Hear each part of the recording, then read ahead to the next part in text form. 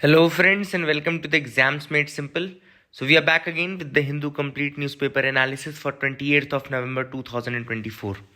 28 नवंबर का एनालिसिस देखेंगे। शुरू करने से पहले 2 से 3 बातें। Please do like it, do share the video. अगर कंटेंट अच्छा लगता है तो लाइक करने में पता नहीं क्यों आप लोग झिझकते हैं। प्लीज़ लाइक करें, मुझे भी थोड़ा मोटिवेशन मिलेगा। दूसरी चीज़ ये कि जो मैंने 2 चैनल स्टार्ट किए हैं, यूपीएससी विद शुभम और एक मोटिवेशनल चैनल है हमारा सोशल हीलर्स के नाम से, उसकी लिंक नीचे डिस्क्रिप्शन कमेंट में है। आप वहाँ से इसको लाइक और शेयर सब्सक्राइब ज़रूर करिएगा। आपको कंटेंट बहुत पसंद आएगा एंड सोशल हीलर्स में जो वीडियो मैंने अपलोड किया है वो ज़रूर देखिएगा। बहुत सारे लोगों की जो प्रॉब्लम है उसमें डील की है। एंड पहले जो 100 सब्सक्राइबर्स हैं उनको हम स्पेशल ये भी ट्रीटमेंट देंगे कि आप लोग को जो भी कोई प्रॉब्लम है आपकी लाइफ में, डायरेक्टली आप पर्सनली मेरे से डिस्कस कर सकते हैं एंड 1-to-1 सोल्यूशन मैं आपको प्रोवाइड कराऊंगा। तो फर्स्ट 100 सब्सक्राइबर्स के लिए तो please do that from your and. Start करेंगे आज के एनालिसिस को, लेकिन सबसे पहले सवाल जिनके जवाब आपको देने हैं। पहला सवाल है, which of the following is not included in the list of fundamental duties under article 51A of the Indian constitution. आपको बताना है कि इनमें से कौन सी नहीं है एक fundamental duty under article 51A of the constitution. तो इसमें ऑप्शंस हैं, to develop scientific temper, humanism and spirit of inquiry and reform. B है, to uphold and protect the sovereignty, unity, integrity of India. C है, to pay taxes honestly and promptly. And D है, to safeguard public property and to abjure violence. दूसरा question है, which of the following rivers does not drain into the gulf of Mexico. Options है, ए Mississippi river, दूसरा है Rio Grande, सी है Colorado river and D है अपलाशिकोला river. ठीक है ना। तो विच of the following does not drain into the gulf of Mexico. इसका आंसर मैं आपको बताता हूँ। इसका आंसर है, करेक्ट आंसर है कोलोराडो रिवर, है ना। ये आपको नहीं पता होगा इसलिए ज्योग्राफिकल क्वेश्चन है। कोलोराडो रिवर जो होती है वो कैलिफोर्निया गल्फ में जाती है, not in the gulf of Mexico. ठीक है। यहाँ पे तीसरा सवाल है, which of the following island group is located in the western Pacific ocean and includes territories administered by the United states. तो आपको बताना है इनमें से कौन सा आइलैंड ग्रुप है जो कि वेस्टर्न पैसिफिक ओशन में लोकेटेड है एंड इंक्लूड करता है territories administered by the US. Polynesia, Micronesia, Melanesia या Australia. Very very good question. आप लोग आई होप आंसर कर पाएंगे पहले और तीसरे का। ये मैंने आपके लिए छोड़ा है, कमेंट सेक्शन में जरूर बताइएगा। नहीं समझ में आ रहा तो मेरे से पूछ लीजिएगा। आते हैं मैप देखते हैं। मैप में आज गल्फ ऑफ मैक्सिको का मैप मैं आपको दिखा देता हूँ। न्यूज़ में भी था अभी रिसेंटली, तो इसलिए इंपॉर्टेंट है। देखो सबसे पहले कंट्रीज कौन कौन सी हैं जो टच कर रही हैं। तो गल्फ ऑफ मैक्सिको में जब आप ऊपर देखोगे नदर्न साइड में, तो आपको यूनाइटेड स्टेट्स ऑफ अमेरिका दिखेगा। यूएस के आपको फ्लोरिडा आपको दिख रहा है ना, फ्लोरिडा टच कर रहा है। वो ऊपर देखो मिसिसिपी रिवर भी आपको आते दिख रही होगी न्यू ऑर्लियन से, है ना। लुजियाना दिख रहा होगा आपको, टेक्सास दिख रहा होगा। ये यूएस के पार्ट हैं जो टच करते हैं। टेक्सास, लुजियाना और फ्लोरिडा हो गया, ये सब टच करते हैं। इसके अलावा नीचे अगर आप देखो तो ये रियो ग्रांडे रिवर भी दिख रही होगी, इधर साइड है ना। ये मैक्सिको वाले पार्ट पे देखो बिल्कुल टॉप पे, तो ब्राउन्स विले के बगल में रियो ग्रांडे रिवर, जो क्वेश्चन आज मैंने पूछा था। कोलोराडो नहीं करता, बाकी ये रियो ग्रांडे आपको दिख गया। आपको ये मिसिसिपी रिवर भी दिख गई होगी, है ना। तो ये this is the thing which is important, यही मैं पूछ रहा था सवाल में। फिर नीचे मैक्सिको टच करता है। मैक्सिको का एक पार्ट है देखो, यूकैंटन पेनिनसुला। यूकैंटन दिख रहा है आपको, यूकैंटन पेनिनसुला, कैनकन दिख रहा होगा। ये मैक्सिको का पार्ट है। बहुत इंपॉर्टेंट लोकेशंस है, इसलिए याद रखिएगा। ठीक है ना। और यहाँ पे यूकैटन चैनल भी दिखता है, तो यूकैटन चैनल भी है, यूकैटन पेनिनसुला भी है। देन यहाँ पे नीचे 2 और कंट्रीज है। बेलीज एक कंट्री है छोटी सी, और ग्वातेमाला एक कंट्री है, और हॉन्ड्यूरस एक कंट्री है जो कि कैरिबियन सी की तरफ है, लेकिन दिस इज द पार्ट जो कि एक्सटेंशन है गल्फ ऑफ मैक्सिको का। ठीक है ना, कैरिबियन सी का ही एक्सटेंशन है। तो ये भी आपको यहाँ पे याद रखना है। उसके आगे फिर आपको केमन आइलैंड्स दिखेगा।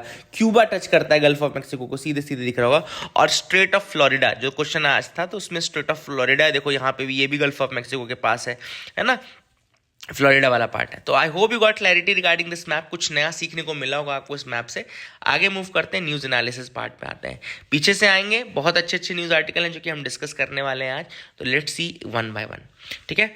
तो जो पहली न्यूज़ है वो है, amid war Ukraine sees the influx of western visitors as part of dark tourism. Now add this point in your notes. अपने नोट्स में आप ये डार्क टूरिज्म टर्म ऐड करिए। क्या होता है डार्क टूरिज्म, मैं आपको बताता हूँ। डार्क टूरिज्म का मतलब होता है एक ऐसा tour which is offered in a place which is either war torn or is a place of tragedy. War torn यानी मैं लिख के दिखाता हूँ, ये या तो कोई वॉर टॉर्न वाली जगह है जहाँ पे वॉर हुआ है, या फिर प्लेस ऑफ ट्रेजेडी, एक प्लेस ऑफ ट्रेजेडी अगर कोई है तो इस तरीके का टूरिज्म जो होता है वो डार्क टूरिज्म में आता है, ठीक है ना। सो दिस स्पेनिश ट्रेवलर्स हैं जो कि मूव कर रहे हैं from place to these places and he is claiming this to be dark tourism, है ना। और ऐसा नहीं कि कंपनीज प्रोवाइड नहीं करें, कंपनीज प्रोवाइड करती हैं, जैसे यूक्रेनियन जो कंपनीज होंगी बहुत सारी वो उसको प्रोवाइड करेंगी। तो उनका ये कहना है कि इससे न केवल अवेयरनेस बढ़ती है बल्कि मतलब एक रेमिनिसेंस रहता है पास्ट के साथ, आपको वो इसको याद रहती है। इसके अलावा एक आपको बता दूं, यूक्रेन तो बहुत पहले से भी it's a place of dark tourism, क्योंकि चेरनोबिल, अब चेरनोबिल अगर कोई व्यक्ति जाता है तो चेरनोबिल कोई खुशी की जगह तो है नहीं, but Chernobyl is a place of tragedy. And वहां पे 1986 में आपको पता है कि सबसे बड़ा जो न्यूक्लियर डिजास्टर हुआ था वर्ल्ड का, वो चेरनोबिल यूक्रेन में ही हुआ था। तो Ukraine has been the part of this and इसी को कहते हैं dark tourism, visiting part of history which is dark, which is full of tragedy and all, है ना। I hope you got clarity. यहाँ पे गल्फ ऑफ मैक्सिको आपको दिख रहा होगा, ये मैंने आपको ऑलरेडी मैप में दिखा दिया, तो no need to go further into this. ICC prosecutor seeks Myanmar military leader arrest warrant. अब आईसीसी यानी कि इंटरनेशनल क्रिमिनल कोर्ट, मैंने आपको पहले भी बताया बहुत क्लियर तरीके से कि एक आईसीसी है और एक आईसीजे है, इंटरनेशनल कोर्ट ऑफ जस्टिस, और एक इंटरनेशनल क्रिमिनल कोर्ट। आईसी जो है वो आईसीसी या इंटरनेशनल कोर्ट ऑफ जस्टिस जो है वो स्टेट्स को सू करता है या प्रोसिक्यूट करता है, मतलब किसी नेशन को प्रोसिक्यूट करेगा, है ना, उनके रॉन्ग डूइंग के लिए। और जो आईसीसी है यानी कि इंटरनेशनल क्रिमिनल कोर्ट है वो इंडिविजुअल्स को मतलब प्रोसिक्यूट करता है। इसीलिए जो म्यांमार की मिलिट्री के इस समय लीडर हैं ओंग हिलियांग जो है, तो ओंग हिलेंग के ऊपर इन्होंने कहा है कि इनके लिए उनको अरेस्ट वारंट या प्रोसिक्यूशन वारंट चाहिए, ठीक है ना। तो that is the thing which is important, differentiation भी यही है दोनों के बीच में, ठीक है। आगे मूव करते हैं। यहाँ पे देखो, ऑस्ट्रेलिया के लोअर हाउस ने एक बिल पास किया है और मुझे ये बिल बहुत ज़्यादा पसंद आया, to ban children from social media. जो सोशल मीडिया में आपने देखा होगा कि आजकल तो 4-4 साल के 2-2 साल के बच्चों का यूज़ किया जा रहा है और उनसे सोशल मीडिया में बनवाया जा रहा है, तो वो नहीं करना चाहिए। एंड वहाँ पे यंगर बच्चे जो 16 साल से कम है उनको रोकने के लिए, सोशल मीडिया में आने के लिए अब ये बिल फाइनलाइज किया गया है, लोअर हाउस में पास कर दिया गया है। इस बिल में क्या हो जाएगा, ऑब्वियस सी बात है, जो भी प्लेटफॉर्म मतलब बच्चों को नहीं हटाएगा 16 साल से कम के, तो $33 मिलियन का फाइन उनके ऊपर लगाया जाएगा। तो that is the thing which is important and that's a good thing also. अगला यहाँ टॉपिक देखो, euro's bruising leaves global investors and traders on edge. अब देखो, इस आर्टिकल में हमको ये यूरो और ये सब नहीं समझना कि यूरो क्या है, ये क्या है। हमको जो चीज़ समझना है वो है relationship between inflation and currency valuation, है ना। तो जो इन्फ्लेशन है उसका करेंसी की वैल्यू से क्या लेना देना है।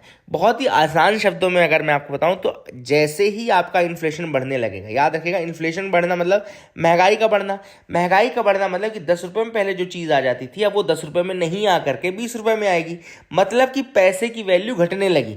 पैसे की वैल्यू घटने लगी का मतलब क्या, कि 10 रुपये पहले काफ़ी हुआ करता था एक चीज़ को खरीदने में, लेकिन अब वो 10 रुपये काफ़ी नहीं है उस चीज़ को खरीदने में, तो ये पैसे की वैल्यू घट गई ना। इसका मतलब है कि मतलब आपकी वैल्यूएशन घट गई, उस 10 रुपये की वो वैल्यू ही नहीं रहेगी जो पहले रहती थी, है ना। कई लोग सोचते हैं कि 10 रुपये से 20 हो गई तो वैल्यू बढ़ गई ना, लेकिन ऐसा नहीं होता है। अगर ये रुपया बढ़ रहा है तो मतलब वैल्यू घट रही है। क्यों? क्योंकि समझो ना कि 10 रुपये में जो चीज़ औकात रखता था पहले खरीदने की, आज वो औकात 10 रुपये नहीं रख पा रहा है। इसका मतलब कि 10 रुपये की वैल्यू घट गई ना। ऐसे ही 20 रुपये की वैल्यू घटेगी, ऐसे 30 रुपये की वैल्यू घटेगी। तो रुपए की वैल्यू घटने लगती है जब आपका इन्फ्लेशन बढ़ता है। तो इसका रीज़न ये भी होता है क्योंकि ऑब्वियस सी बात है, ऐसे टाइम पे मार्केट में ऑलरेडी सबके पास पैसा है। इसका मतलब है इन्फ्लेशन क्यों बढ़ रहा है, जब सबके पास खरीदने के पैसे होंगे तभी तो इन्फ्लेशन बढ़ेगा, क्योंकि सबके पास है खरीदने का, डिमांड ज़्यादा है। इसका मतलब है कि सबके पास पैसा है। ऑब्वियस सी बात है, जो चीज़ सबके पास है उसकी वैल्यू हमेशा कम रहती है, ठीक है ना। इसीलिए पैसे की डिमांड वैल्यू इस टाइम पर घटी रहती है। वहीं पर अगर समझो कि डिमांड बहुत कम आ रही है, मतलब बहुत कम लोगों के पास पैसा है, और कम लोग के पास पैसा है मतलब वैल्यू ज़्यादा है। तो that is the thing, that is the case. I hope you got clarity regarding that, ठीक है। आगे मूव करते हैं, देखते हैं और क्या इंपॉर्टेंट आर्टिकल्स हैं जिनके बारे में हमको डिस्कस करना है।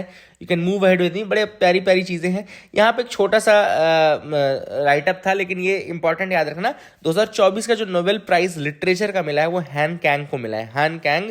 एंड ये साउथ कोरियन वुमेन है। She is the first south Korean and women Asian writer जिनको कि ये अवार्ड दिया गया है, नोबेल प्राइज, है ना, लिटरेचर में। हैन कैंग याद रखिएगा, with very very important to understand, ठीक है। आगे देखते हैं the right to work deleted. अब ये जो आर्टिकल है ये है कि किस तरीके से right to work job card जो है वो डिलीट किया जा रहा है। तो बहुत सिंपल सा मैं बता दूं प्रोविजन डिलीट करने का क्या है कि नहीं, तो हाँ बिल्कुल है। जो ये जॉब मिलता है राइट टू वर्क के अंतर्गत ये मनरेगा में मिलता है, यानी कि Mahatma Gandhi national rural employment guarantee act के अंतर्गत मिलता है। ठीक है, इसमें क्या कहा गया है मनरेगा में, भाई 100 दिनों का एश्योर्ड काम आपको दिया जाएगा। किसको किसको दिया जाएगा, जो कि अनस्किल्ड है, याद रखिएगा, अनस्किल्ड रूरल एडल्ट्स को। ये 3 कंडीशन जरूर याद रखना कि अनस्किल्ड रूरल एडल्ट्स को दिया जाएगा कौन सा काम, ये मनरेगा के अंतर्गत। तो ये बहुत इंपॉर्टेंट है, इसमें भी यूपीएससी कई बार क्वेश्चन पूछता है, अनस्किल्ड स्किल्ड में, रूरल अर्बन में, है ना, इस तरीके से पूछता है। तो that is the thing which is important. अब मनरेगा में आपको काम अगर करना है ना, तो एक कंडीशन रहती है ये जॉब कार्ड की, you should have a job card. ठीक है ना, that is the thing which is important. अब यहाँ पे एक जॉब कार्ड है, जॉब कार्ड को डिलीट करने का प्रोविजन भी दिया गया है, पैराग्राफ 23 जो है मनरेगा एक्ट का। जब उसको आप पढ़ेंगे तो वहां में एक साफ साफ लिखा है, if the gram panchayat is satisfied, देखो लिखा हुआ है, if the gram panchayat is satisfied at any time that a person has registered with it by furnishing false information, it may direct the programme officer to delete his name delete his name from the register. मतलब कि आप उसका नाम register से delete करवा सकते हैं अगर आपको लगता है कि कोई फ्रॉडुलेंटली किसी ने किया है। ठीक है ना, अब ऐसा नहीं कि केवल एक यही रीजन है, बहुत सारे रीजन है। देखो लिखा है यहाँ पे, a job card can only be deleted in the following condition. देखो जॉब कार्ड कैसे कैसे डिलीट हो सकते हैं वो भी लिखा है। Even a house hold permanently migrate, जब एक हाउस होल्ड परमानेंटली माइग्रेट कर जाए। सेकंड है the job card is found to be duplicate. तीसरा है it was issued based on forced documents. तो इन सारी कंडीशंस में आप जॉब कार्ड डिलीट कर सकते हैं। एडिशनली अगर ग्राम पंचायत रिक्लासिफाई हो जाती है एज अ म्युनिसिपल कॉर्पोरेशन, मतलब कि अगर कोई ग्राम पंचायत म्युनिसिपल कॉर्पोरेशन के रूप में रिक्लासिफाई हो जाती है तो भी आप उसको क्या करेंगे, then also that job card can be deleted. ठीक है ना, तो that is again a thing which is important. इसके अलावा अब देखो जो ऑथर ने कहा है वो क्या प्रॉब्लम बताइए। ऑथर ने कहा कि देखो पहली चीज तो ये कि जो जॉब कार्ड डिलीट हो रहे हैं उसमें जो रीजन मेंशन्ड है वो कई बार बड़े आर्बिट्ररी रीजन मेंशन्ड है, जैसे कि the person was not interested in doing the work. तो ये कोई रीजन नहीं हो सकता कि जॉब कार्ड डिलीट करने का, है ना, क्योंकि ये राइट टू वर्क है। आप उनको इस तरीके से नहीं, अगर उनका मन नहीं भी है तो भी आप उनका जॉब कार्ड ऐसे नहीं डिलीट कर सकते। ठीक है ना, दैट इज द थिंग विच, क्योंकि जॉब कार्ड ही तो लीगल गारंटी प्रोवाइड कर रहा है। Not willing to work can not be a reason. देखो यहाँ लिखा है नॉट विलिंग टू वर्क, है ना, तो अगर आप नॉट विलिंग टू वर्क करके कर दोगे तो it will deny them that legal right to work, है ना। हो सकता है आज विलिंग टू वर्क नहीं है लेकिन वो कर सकता है ना। दूसरा जो ऑथर ने कहा कि एक और चीज देखने में आएगी, ग्राम सभा से जो उनका वो लेना था, ग्राम सभा को सजेशन देना था, रिकमेंडेशन देना था, तो ग्राम सभा से कई बार नहीं पूछा जाता और अपने मर्जी से इस तरीके से ऑफिसर्स कर देते हैं। तो that is again a wrong thing to do. तो इसके ऊपर ये आर्टिकल था। I hope you got clarity regarding this article. बहुत अच्छा आर्टिकल था, कुछ चीजें नई सीखने को मिली होंगी। Ban this carcinogenic heart burn drug. अब ये जो है एक दवाई के ऊपर ये आर्टिकल लिखा गया है दिनेश ठाकुर जी द्वारा, एंड इस दवाई का नाम है जेंटेक। याद रखिएगा, जेंटेक नाम की दवाई है जिसके अंदर एक कार्सिनोजेनिक, या कार्सिनोजेनिक का मतलब क्या होता है, कैंसर कॉजिंग, है ना। तो जेंटेक जो है इसके अंदर एक एक्टिव इंग्रेडिएंट होता है जिसका नाम होता है रेनिटिडीन। याद रखिएगा, लिख लीजिए इसको, ranitidine, this is the ingredient. और ये इंग्रेडिएंट जो है वो क्या होता है इसमें, उसमें एक कार्सिनोजन होता है जिसको हम बोलते हैं एनडीएमए, यानी कि एन नाइट्रोसोडी मिथाइलामाइन। याद रखिएगा, N nitrosodimethylamine, this is NDMA, and इसके होने से कार्सिनोजेनिक, कैंसर कॉजिंग है। ठीक है ना। तो ऑथर का ये कहना है कि भाई यूरोप ने बैन कर दिया कई जगहों पे, यूएस ने बैन कर दिया है, इंडिया अभी भी इसके ऊपर डिसीजन नहीं ले पा रही है। यूएस एफडीए हो गया, यूरोपियन मेडिकल एजेंसी हो गई, they have stopped the sale of these brand जिसके अंदर रेनिटिडीन पाया जाता है। कहीं पे भी रेनिटिडीन पाया जा रहा है तो उनको रोक देते हैं। लेकिन इंडिया की जो मिनिस्ट्री ऑफ हेल्थ है, it has taken no steps over this pharmaceutical, है ना। ऐसा भी नहीं कि इसकी कोई अल्टरनेटिव नहीं मौजूद है, बहुत सारे अल्टरनेटिव्स हैं। देखो ये क्या काम करता है, एसिड रिफ्लेक्स को ठीक करने का काम करता है, जिसको हम गैस्ट्रोइसोफेगल रिफ्लेक्स भी कहते हैं, है ना। कई बार आपको लगता है खाना बाहर आ जाएगा, ऐसा, है ना, रिफ्लेक्स टाइप का होता है, तो इस एसिडिटी जिसको बोलते हैं। तो यहाँ पे बहुत सारे आपके पास ड्रग्स हैं, जैसे कि फेमोटिडीन है, सिमेटिडीन है, इसोमिप्राजोल है, लैंसोप्राजोल है, ओमिप्राजोल है, तो all these treat this gastro intestinal flux only. ऐसे में भी आप उसको नहीं कर पा रहे हैं, ठीक है, तो that is a big question कि क्यों ऐसा हो रहा है और उसको जल्दी से जल्दी कर देना चाहिए। एंड ऑथर ने ये भी कहा कि देखो इंडिया में जो सिस्टम है वो भी गड़बड़ है। क्यों? क्योंकि इंडिया का सिस्टम क्या बोलता है कि सेक्शन 26A है ड्रग्स एंड कॉस्मेटिक्स एक्ट 1940 का, section 26A drugs and cosmetics act 1940 का कहता है कि only central government or more precisely the drug regulation section within the ministry of health has the power to prohibit the manufacture and sale of a drug. मतलब कि ministry of health के अंतर्गत एक drug regulation section होता है, उसके पास central government के अंतर्गत ही पावर है कि वो इसको किसी भी सेल या मैन्युफैक्चर को रोक सकता है। अब ऑब्वियस सी बात है, ऑथर का ये कहना है कि ये जो सेक्शन होगा छोटा सा एक मिनिस्ट्री के अंदर, क्या उसके पास टेक्निकल कॉम्पिटेंस होगी कि वो अपना जॉब सही से कर पाए, है ना, क्योंकि ऑब्वियस बात है कि सब तो ब्यूरोक्रेसी से भरे हुए होते हैं। तो that is the thing which is important कि फेसलेस कोई जॉइंट सेक्रेटरी होगा जो उसको हेड कर रहा होगा। सिविल सर्विस सर्वेंट है, वो फार्मास्यूटिकल इंडस्ट्री या फार्माकोलॉजी के बारे में क्या जानेगा? तो that is the big question कि क्या आपके पास टेक्निकल एक्सपर्टीज है ये डिटरमाइन करने में कि क्या मेडिसिन बैन होनी चाहिए, रुकनी चाहिए? That is the big question. I hope you got clarity. बहुत ही अच्छा आर्टिकल था। आगे मूव करते हैं, देखते हैं और क्या है। अब ये है new moire superconductors open new door to quantum materials. अब ये जो पैटर्न आपको दिख रहा है ना, बड़ा सुंदर सा पैटर्न दिख रहा है, ये मॉयर पैटर्न कहलाता है। मॉयर का मतलब क्या होता है? बहुत सिंपल शब्दों में बताऊंगा। एक मॉयर मटेरियल क्या होता है? देखो, आपके पास एक ग्राफीन की शीट है, सपोज ग्राफीन है, ग्राफीन। अब सिर्फ ग्राफीन से नहीं होता मॉयर, किसी से भी होता है। मैं ग्राफीन का एग्जांपल ले रहा हूं क्योंकि ऑथर ने लिया है। एक ग्राफीन की शीट ये है, दूसरी ग्राफीन की शीट ये 2D है ना। आपने एक ग्राफीन की शीट को दूसरी ग्राफीन की शीट से जोड़ दिया और इसको ट्विस्ट कर दिया, तो जो पैटर्न बनेगा वही कहलाता है मॉयर पैटर्न। अब ये केवल ग्राफीन से नहीं बन सकता। देखो ऑर्थर ने दूसरा एग्जांपल भी दिया है, ये देखो लिखा है टंगस्टन डाइसेलेनाइड, है ना, टंगस्टन डाइसेलेनाइड। अब टंगस्टन डाइसेलेनाइड क्या होता है? It is again a moire material जिसमें 2 लेयर आप टंगस्टन डाइसेलेनाइड के लेते हैं और उसको ट्विस्ट कर देते हैं। तो कुल मिलाकर के याद रखिएगा, ट्विस्ट करना जरूरी है और उनकी 2 लेयर लेनी होती है, ठीक है ना। तो दैट इज द थिंग। अब ऑथर का ये कहना है कि जब आप मॉयर बनाते हैं, जैसे कि ग्राफीन आपने उठाया, एक सिंगल पहले ग्रेफाइट उठाया, ग्रेफाइट से ग्राफीन की शीट काटी और ग्रेफाइट से दूसरी ग्राफीन की शीट काटी। अब दूसरों को दोनों 2 डायमेंशनल ग्राफीन शीट्स को आपने एक दूसरे के ऊपर रखा, बॉन्ड किया और उसको ट्विस्ट कर दिया। तो जो नया मटेरियल, मॉयर मटेरियल, नया मटेरियल तो नहीं बनेगा, लेकिन मॉयर मटेरियल जो बनेगा उसकी प्रॉपर्टीज थोड़ा अलग रहेंगी, अनयूजुअल रहेंगी from the single graphene sheet, ठीक है ना। और उसमें उन्हीं प्रॉपर्टीज में ग्राफीन एक स्पेशल क्यों हम केस ले रहे हैं, क्योंकि वहां पे सुपर कंडक्टिविटी के भी वो देखे गए हैं, है ना। तो ग्राफीन में स्पेशल क्यों लिया जा रहा है? क्योंकि यहाँ पे सुपर कंडक्टिविटी देखी जाती है, जिसका काफी ज्यादा यूज रिसर्चर्स कर सकते हैं। तो I hope you got clarity regarding that as well. ये इंपॉर्टेंट है, मॉयर मटेरियल के बारे में आपने जानना जरूरी था। आगे मूव करते हैं। Indian army receives logistics drone for use in eastern sector. Eastern India के लिए एक ड्रोन मिला है और ये ड्रोन जो उनको मिला है वो मिला है I think endure air system के नाम से। एंड्योर एयर नाम की कंपनी है, इसका नाम है सबल 20। सबल 20 याद रखिएगा। सबल 20 क्या है? एक इलेक्ट्रिक अनमैन्ड हेलीकॉप्टर है और इसके पास I think vertical take off and landing technology है। Vertical take off and landing का मतलब क्या होता है? जैसे क्या होता है, नॉर्मली आप जब फ्लाइट में बैठोगे तो आप देखोगे कि पहले आपकी फ्लाइट ऐसे इतना रनवे में चलती है, उसके बाद इस तरह से टेक ऑफ करती है, तो ये इस ट्रेजेक्टरी में टेक ऑफ करती है ना। तो ये आपको इतना प्लेस चाहिए रहता है, बट रगड एरियाज में तो आपके पास इतना एरिया है नहीं कि आप इतना बड़ा पहले रनवे बनाए है। तो उसमें वर्टिकल टेक ऑफ और वर्टिकल लैंडिंग की होनी चाहिए। मतलब यहाँ पे ये जगह मिली ढंग की, तो यहाँ पे टेक ऑफ हो गया और यहीं पे लैंडिंग हो गई। तो ये होती है vertical take off and landing जो टेक्नोलॉजी होती है, काफी इंपॉर्टेंट है, सबल 20 में है।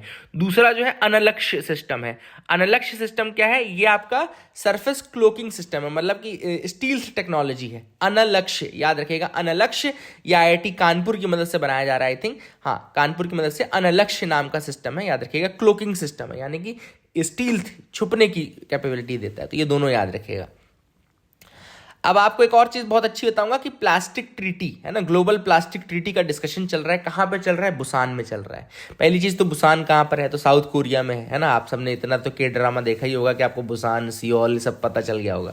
तो ये याद रखिएगा कि बुसान में है और यहाँ पे हो रही है प्लास्टिक ट्रीटी के लिए डिस्कशन हो रही है ना। अब ये ग्लोबल प्लास्टिक ट्रीटी के डिस्कशन में इंडिया ने एक चीज बोली कि भैया अगर हम प्लास्टिक से शिफ्ट करेंगे तो हमको चाहिए फुल इज्जत नहीं चाहिए, हमको पैसा चाहिए, है ना। तो उनका कहना है कि भाई हमको कंपनसेशन चाहिए, अगर आप कंपनसेशन प्रोवाइड करते हो तो। दूसरी चीज ऑथर ने कहा कि भाई यहाँ पे तो प्लास्टिक वर्ड ही क्लियर नहीं है कि इस ट्रीटी में कि क्या प्लास्टिक वर्ड होगा, है ना, प्लास्टिक के अंदर इंक्लूड क्या क्या होगा। हालांकि 170 कंट्रीज बैठी हैं, बट उन्होंने अभी प्लास्टिक की डिसाइड नहीं किया है। इसके अलावा इसको हम बोलते हैं 5th inter governmental negotiations committee, INC बोलते हैं, इंटर गवर्नमेंटल निगोशिएशंस कमेटी। अगर आपको कभी ये टर्म दिखे इंटर गवर्नमेंटल निगोशिएशंस कमेटी, तो समझ लेना प्लास्टिक ट्रीटी की बात चल रही है। और इसको एडमिनिस्टर कौन करता है? यूनाइटेड नेशंस इन्वायरमेंट प्रोग्राम, तो UNEP इसको एडमिनिस्टर करता है। छोटा सा सवाल, UNEP कब बना था, क्या मतलब कहाँ इसका हेडक्वार्टर है, अगर आप बता सकें तो बहुत अच्छा रहेगा। तो I hope you got clarity regarding that as well, समझ में आ गया होगा। That is it for the day. बहुत ही मजेदार न्यूज़पेपर था, आई होप आपको भी अच्छा लगा होगा। Keep loving us, keep sharing us. Thank you and have a nice day.